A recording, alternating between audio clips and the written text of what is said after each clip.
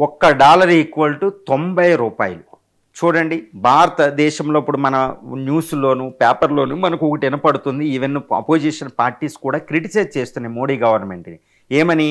రూపాయి విలువ రోజు రోజుకి పతనం అవుతుంది, రూపాయి విలువ డమాల్ అవుతుంది, ఇది ఏంటి అని క్వశ్చన్ చేస్తున్నాయి. ఒక చర్చ జరుగుతుంది.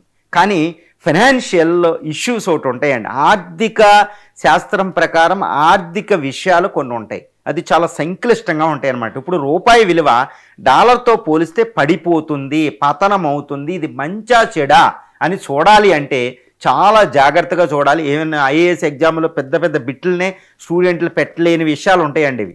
అదేంటంటే రూపాయి విలువ పడిపోతుంది అంటే భారతదేశం ఆర్బీఐ ముఖ్యంగా రూపాయి విలువ డాలర్ మార్కంతో పోలిస్తే ఈ విషయాలంతటిని పర్యవేక్షణ చేసి చాలా జాగ్రత్తగా గమనించేది ప్రభుత్వం కాదు, ఆర్థిక మంత్రిత్వ శాఖ కాదు, ఆర్బీఐ ఉంటుందండి.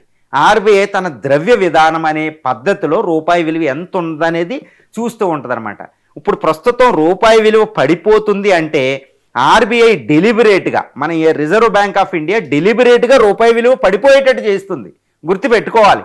ఎందుకంటే ఇప్పుడు రూపాయి విలువను కాపాడడానికైనా రూపాయి విలువ పతనం అవ్వకుండా ఇంకా బలం చేయడానికి కావాల్సిన శక్తి ఆర్బీఐ దగ్గర ఉంది. ఇప్పుడు ఏదో 91 కాదండి ఇది. ఎందుకంటే ఆర్బీఐ దగ్గర సుమారు $700 బిలియన్ ఫారిన్ ఎక్స్చేంజ్ రిజర్వ్స్ ఉన్నాయి.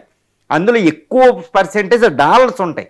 ఒకవేళ రూపాయి విలువ పడిపోతూ ఉంటే ఎక్కువ డాలర్లు ఉపయోగించి ఆ రూపాయి విలువ పడకుండా